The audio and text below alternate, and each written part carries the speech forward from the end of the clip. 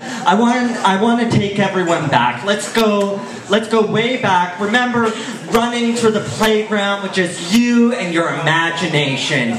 Just you and the guys dressing up like pirates, kittens, army princesses. That's where you would wear the army outfit with a little tiara, give it something extra. Who could have ever known?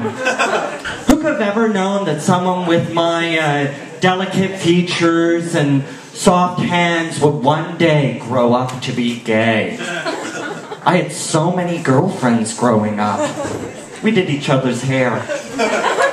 As a child, I can remember having some sort of connection with my uncle.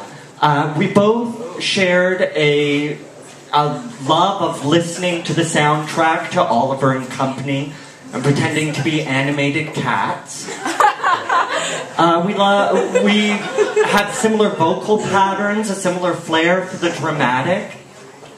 See, I had watched enough soap operas to know what was going on. My mom and I watched all of them. Young and the Restless, Bold and the Beautiful, General Hospital. I knew the way the world worked. I wasn't like other kids. It was so obvious. It was right under my nose the whole time. The similar features, the similar gestures, our love of show tunes. My Uncle Ross was my real father. I couldn't believe that my mom never told me. Now, there were a few signs that I wasn't going to grow up gay. My terrible fashion sense, for one. From ages 4 to 16, you see, I exclusively wore oversized t-shirts. They were so billowy, they would droop to my knees. I couldn't dance. I vividly remember a dance in 1992 at the local library, listening to "Let's Talk About Sex, Baby, Let's Talk About You and Me." So imagine, if you will, an 8-year-old dressed in enough cotton jersey fabric to stock the shelves of an American Apparel, fists clenched, rocking forward and backward on his right and left feet to the musical stylings of Salt and Pepper, while all of the drunk middle-aged chaperones looked on. They were in awe.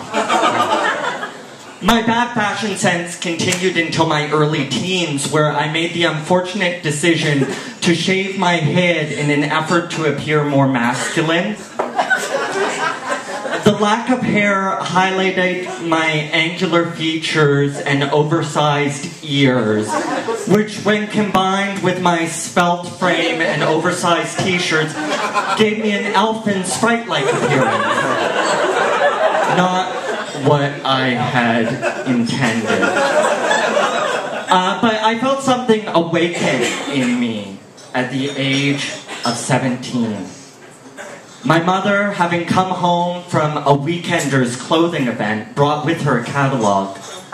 I was aghast as we flipped through pages and pages of mom jeans and loose-fitting pastel sweatshirts. I felt rising in me an innate sense of taste.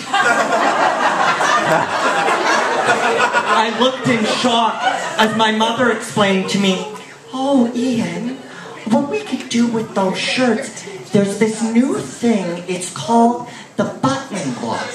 And it's all the rage. What we do is we go in the kitchen and we get a jar, maybe jam or peanut butter, whatever size you want, and you put it underneath your shirt with an elastic band over it, and it kind of tightens the shirt in a nice little button look."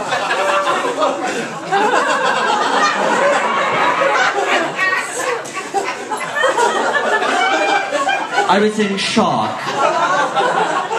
From that day forward, I removed my oversized t-shirts large enough to clothe all of the hippos in Africa, and took them out of my daily rotation and switched to almost exclusively polo shirts with the collar turned up.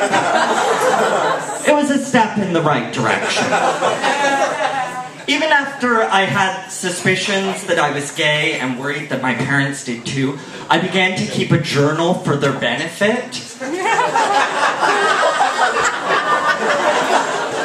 Daily I would write into it the banalities of my adolescence and leave it carelessly about the house. In the living room. In the dining room. Out on the terrace. Which is what I called our dilapidated back deck. I wanted to make sure that they read my masculine prose that I worked so hard to construct. The diary was emblazoned with a multicolored dragon, and my page was marked with a hologrammed bookmark. It wasn't the diary's contents which were giving me away. Now, amazingly, my parents never picked up on any of this, and it went entirely over their head that their son was gay. I don't know how they picked up on it. Perhaps it was all the naked men on the family hard drive. Anyways, thank you very much. You're a great audience. Tell me what this was, Adam.